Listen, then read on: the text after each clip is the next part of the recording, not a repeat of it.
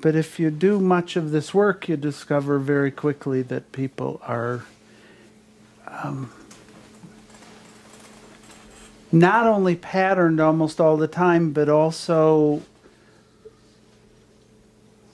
there's very often an ongoing argument between what their patterns are up to and what they say they want. And a primary source for most people on the planet is that argument. It's what motivates them, it's what moves them, it's what most psychology claims to be who you are, is either the ongoing argument or the results of that argument. As you sit here, you project your patterns. You show your patterns blatantly and simply for anybody who's going to bother to notice them. And that anybody is almost anybody but you. But it's very nice because we have numerous people here, so you can start to observe other people's patterns, which is what we're talking about here as a starting point. I would like to spend a portion of today on who in the world are you.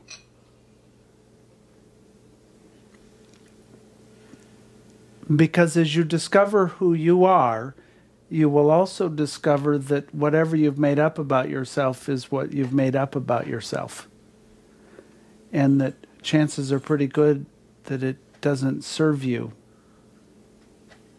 much anymore. There was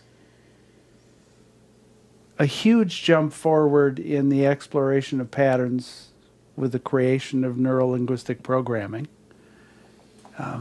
because John and Richard observed people, and rather than deciding what they were, they watched them, they listened to them, they felt what was going on, and they discovered all kinds of patterns that are persistent and that define us.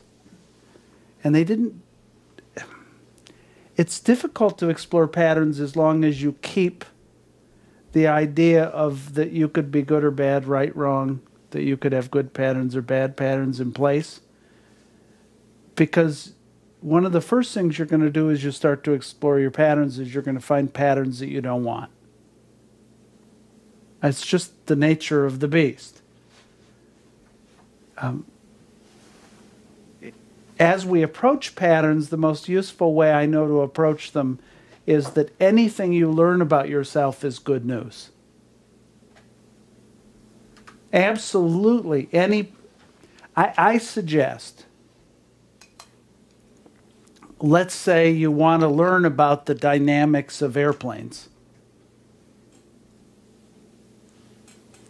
You should learn one thing about the dynamics of airplanes and one thing about yourself. And then one thing about the dynamics of airplanes, and then one thing about yourself. In other words, a 50-50 ratio is a nice thing to do.